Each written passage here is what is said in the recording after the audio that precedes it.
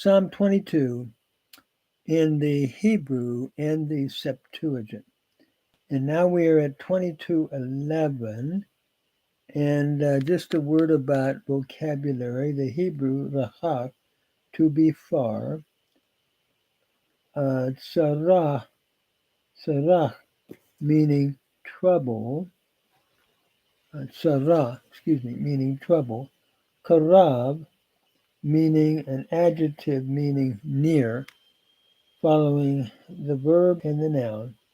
And then another verb, azar, to help. So the grammar reads, Al tirhak mimeni.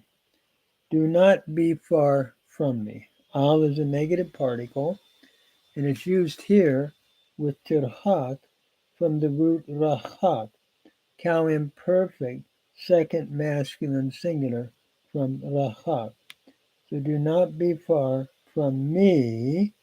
By the way, menni becoming mimeni, where the noon has assimilated into the mem, the second mem. So do not be far from me. Ki tzara kerova, for trouble is near. Ki is a conjunction.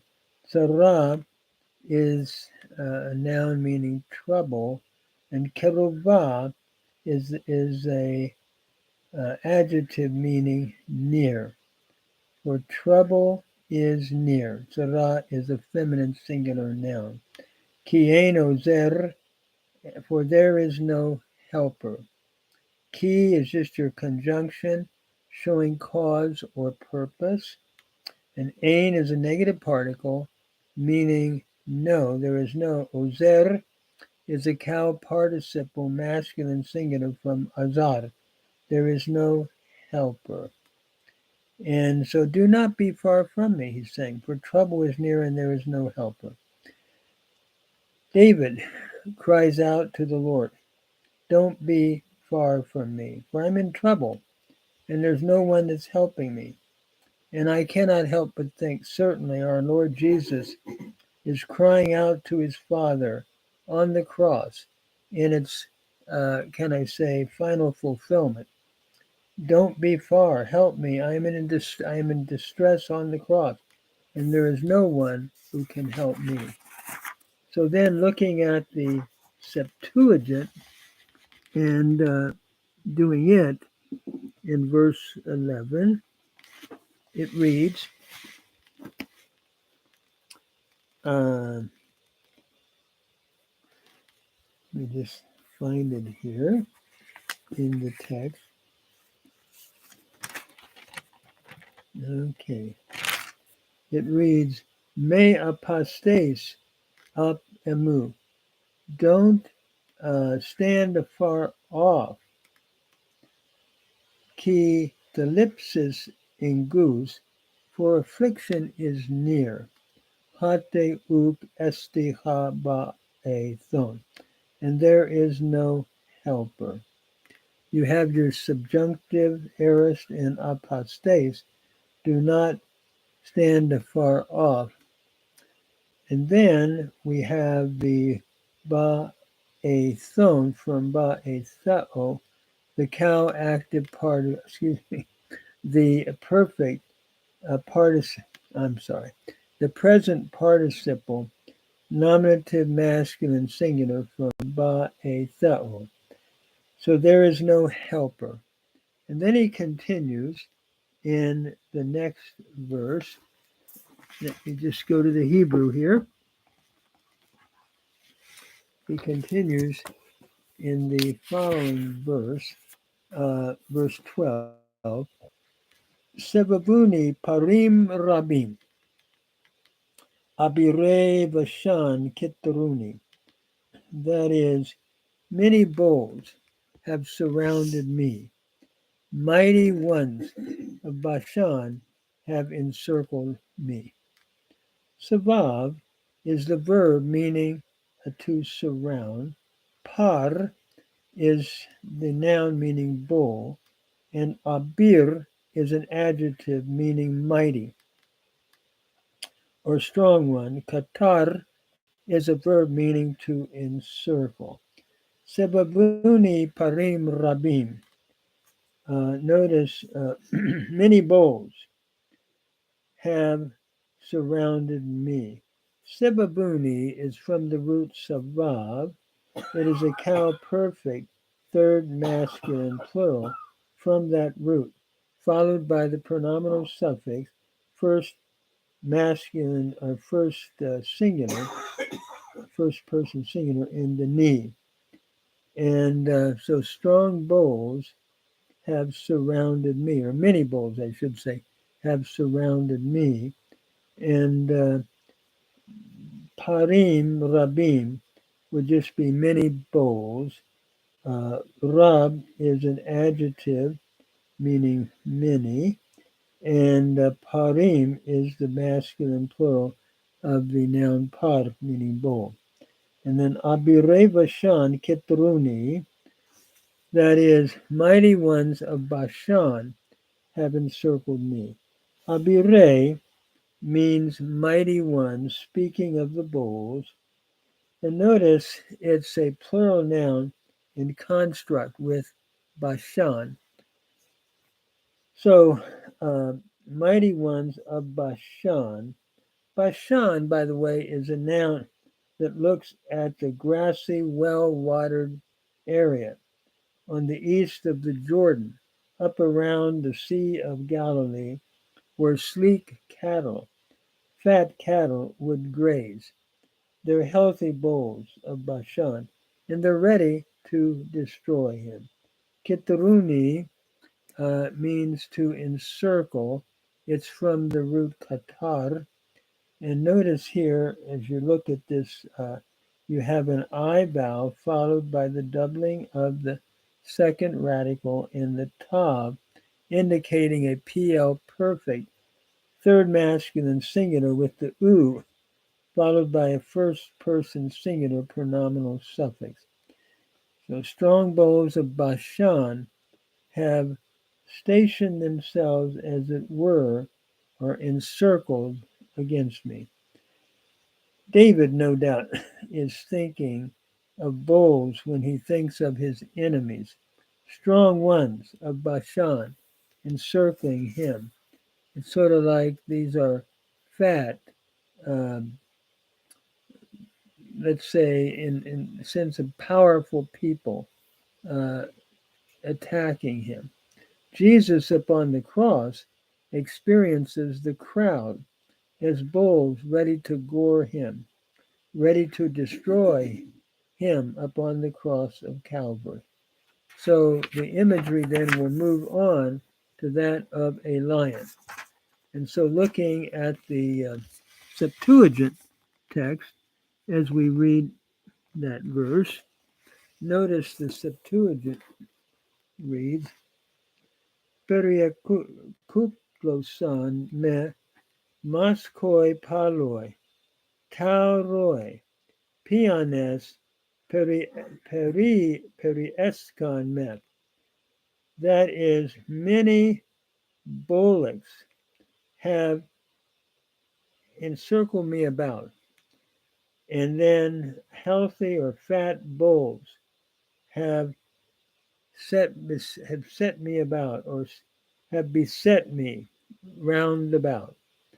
Perikuklosan is from perikuklao.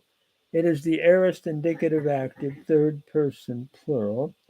And so many bullocks have encircled me. Healthy or fat bulls have stationed themselves about me. Perieskan is the aorist indicative active, third person plural. So many have stationed themselves about me. And then we move on to the next verse, again, continuing the imagery of enemies attacking David and then the crowd, I believe, around the cross. So as we continue then, we move on to the next verse, and that is verse 13. Notice it reads, Patsu alai pihim, Aryeh Toreh Veshoeg. Here we look at the vocabulary. Patsa means to open, Peh means mouth, and Aryeh means lion. It's a noun. Patsa is a verb to open. Taraf is a noun meaning to tear, taraf, and sha'ag means to roar. And so they open their mouths against me as a tearing and a roaring lion. Notice Patsu alai pihim is the phrase they open against me their mouth. Patsa means to open. It is a lamed hay verb. Notice the final hay here. The hay has dropped out though. It is a final hay verb, so the hay has dropped out. And we have a cow perfect third masculine plural from patsa, to open. So they open their mouth against me, alai. Al is a preposition followed by I, first person pronominal suffix. It normally appears in plural nouns, and yet it also appears here with al, against me. Peh is a noun masculine singular, followed by the pronominal suffix third masculine plural in the M. That is, they open against me their mouth, Aryeh Toref, as a tearing and a roaring lion.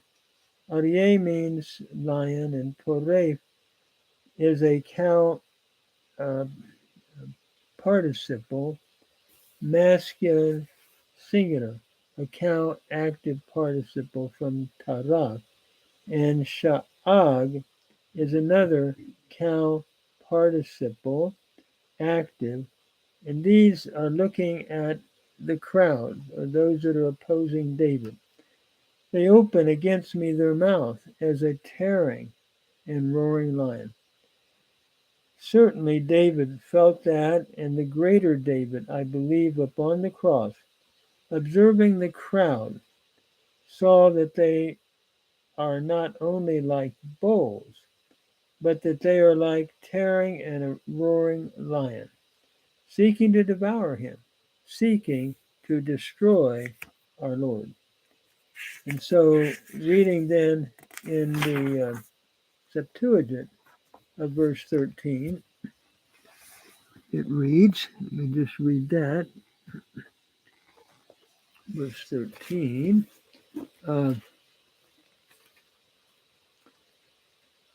Enoch son, ep emi tastoma auton, hos leon ha harpazon kai oru amenas. Anoigo means to open, and stoma means mouth, leon means lion, harpazo means like to tear, and then horuamai means to roar. And so they open. Enoich son is your aorist indicative active, third person plural from anoigo. And notice the gamma and the sigma change to a C in the aorist. And then you have the lengthening of the alpha to an eta. So they open against me their mouth as a lion that is tearing. Harpazo. Harpazo is the present participle nominative masculine singular from harpazo, as a tearing and roaring. Horuamai. Horuamenon is a participle, a present participle middle nominative singular from horuamai.